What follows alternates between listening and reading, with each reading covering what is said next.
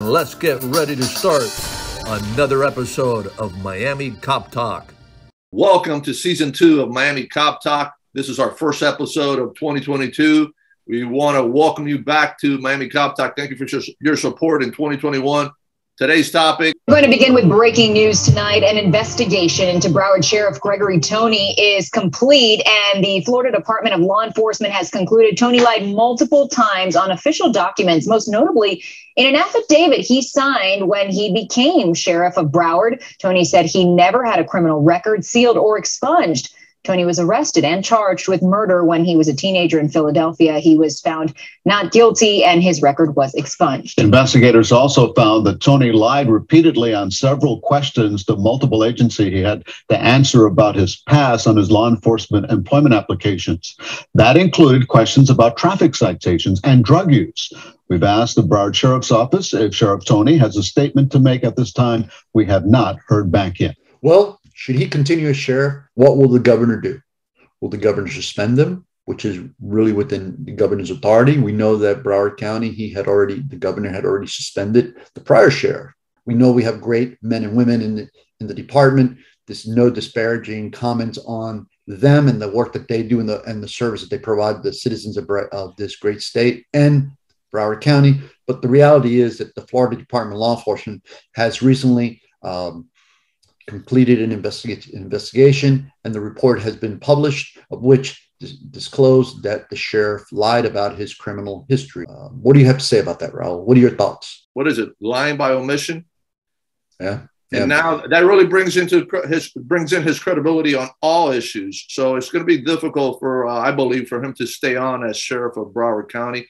He should do the honorable thing and step down. In my opinion, the fact is he is looking at a negative shadow for the rest of his time. I believe the governor is going to be looking at potentially removing him. They can't prosecute him because it was too long ago. Let's see what happens. I wish him all the best. Unfortunate circumstance, but things catch up with you. The reality is, look, both you and I applied for law enforcement. We went through a rigorous background checks for any agency that we applied for or to. And at the end of the day, we had to be truthful.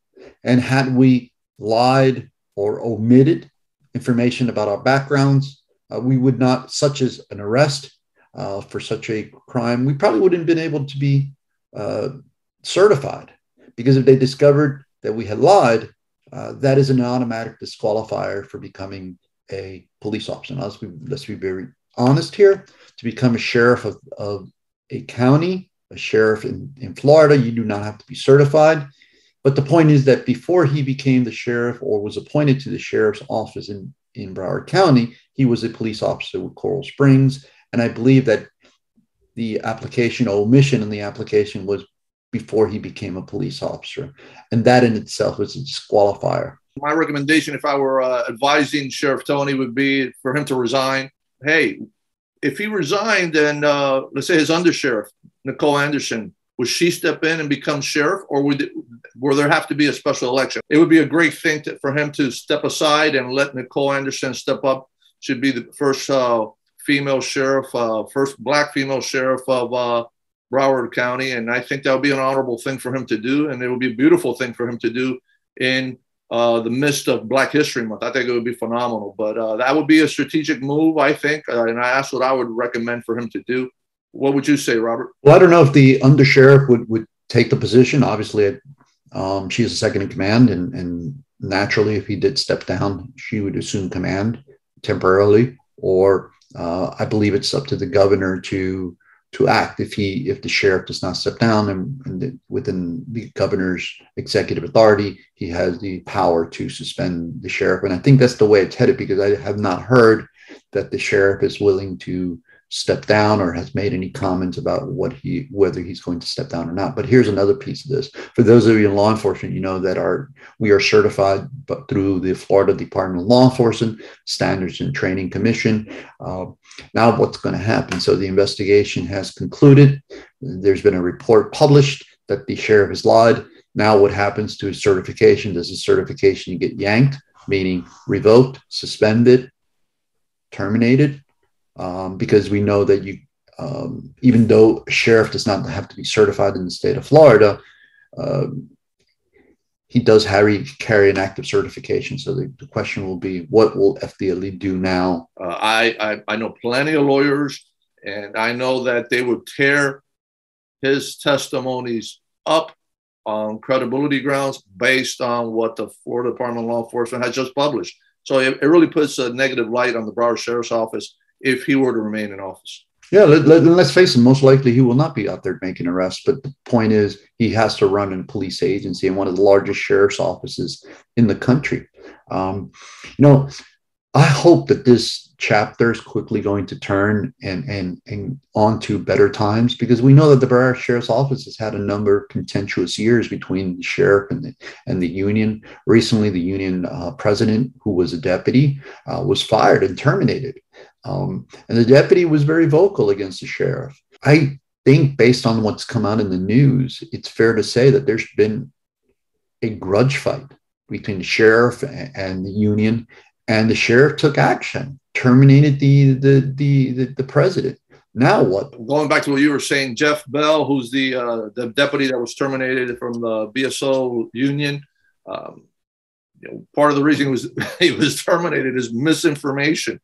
Putting out misinformation, violation of policy. The irony behind that, right? The irony behind that. I think the sheriff has some misinformation he put out there himself. What a mess this has created. Man, I do hope for the citizens of Broward County and those that are law-abiding, members and practitioners, deputies that are working for that great agency, that this ugly chapter soon passes. I agree with you. And, think about it from a moral and ethical standpoint. How could you fire a deputy? How can you get rid of employees that have been less than truthful in the performance of their job when the sheriff himself was less than truthful in the obtaining of his job? So it's going to be a very interesting circumstance that the Broward Sheriff's Office is going to have to deal with in the very near future. Hopefully, Sheriff Tony does the right thing, and the Broward Sheriff's Office, which is a great organization, great men and women. I know a lot of them that work there, a lot of deputies that work there. They don't deserve this. It's an ugly period for the Sheriff's Office, but more so for law enforcement in South Florida. And let's ask the audience, what do you think? What should the sheriff do? Do you think that he should stay in office because he was elected? Do you think the governor should suspend him? Or like Raul says, and I agree with Raul, he should do the right thing and step down. You have been listening to Miami Cop Talk. We hope you have enjoyed this episode, and visit us at MiamiCopTalk.com to get the latest on all our broadcasts. We want to thank our partners and sponsors that have made Miami Cop Talk possible.